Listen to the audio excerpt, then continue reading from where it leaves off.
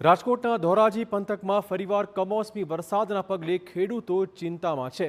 સતત 2 દિવસથી ધોરાજીમાં પડેલા કમોસમી વરસાદના પગલે શિયાળુ પાક પર નુકસાનની ભીતિ તોડાઈ રહી છે।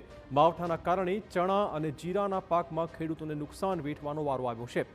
આ તરફ પવનના કારણે તુવેરનો પાક પણ ખેતરમાં વેરવિખેર થઈ ગયું છે। વાતાવરણમાં એકાએક પલટાના કારણે સૌથી મોટો ખતરો જીરાના પાક પર છે, કારણ કે વાતાવરણમાં થોડો પણ ફેરફાર એટલે જીરુનો પાક બરબાદ થતો હોય છે। માવઠાના કારણે શાકભાજીના પાકમાં પણ રોગ લાગવાની શક્યતાઓ છે।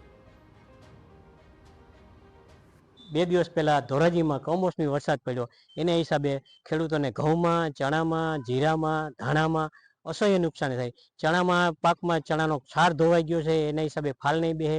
ઘઉંમાં અત્યારે નુકસાની આવી છે। ઘઉંમાં અત્યારે ચણા, જીરું, ઘઉં પાકેલા છે, ઘઉં ડુંડિયો હોય એના કાળા દાણા થઈ જાય। કમોસમી વરસાદને કારણે ચણા અને જીરુંનો પાક નિષ્ફળ થાય। જો આગાહીનો 1 દિવસ વરસાદ આવ્યો, જો હજી 2 દિવસ વરસાદની આગાહી કે છે, ખરેખર વરસાદ જો વધારે આવશે તો ખેડૂતને વધારે નુકસાન છે। ધોરાજી પંથકમાં ખૂબ ખાબોચિયા ભરાઈ ગયા, જમીન ઉપર એવો વરસાદ પડ્યો છે જેના કારણે તુવેર જે ફાલે ફૂલે હતી એ ઢળીને જમીન દોષ થઈ ગઈ છે। ઉત્પાદનમાં ખૂબ મોટી નુકસાની છે તુવેરમાં, જીરામાં અને ધાણામાં। અને ઘઉંમાં જે ઘણું ભારે પવનના કારણે ઘઉં ઢળી ગયા છે, એટલે એમાં પણ ક્વોલિટી પણ બગડશે અને ઉત્પાદન ખૂબ ઓછું આવશે। આથી ખેડૂતોને આર્થિક રીતે ખૂબ શિયાળુ પાકમાં મોટી નુકસાની આવી છે।